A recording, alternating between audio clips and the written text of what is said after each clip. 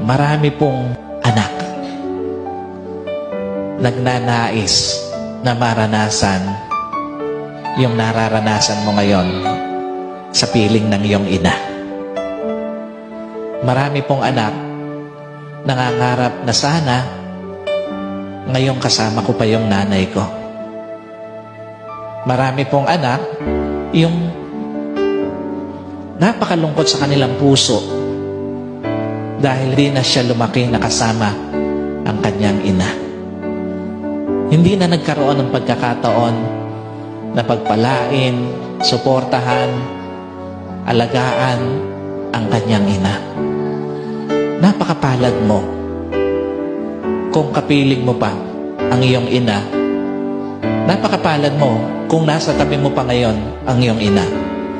Sa mga naririto po, nasa online service natin, sa mga makakapanood ng video na ito, sobrang palad mo kung buhay pa at kapiling mo pa ang iyong ina.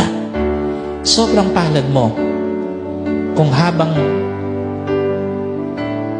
tumatagal ang panahon, nagkakaroon ka ng pagkakataon na pagpalain, suportahan, mahalin, alagaan ang iyong ina.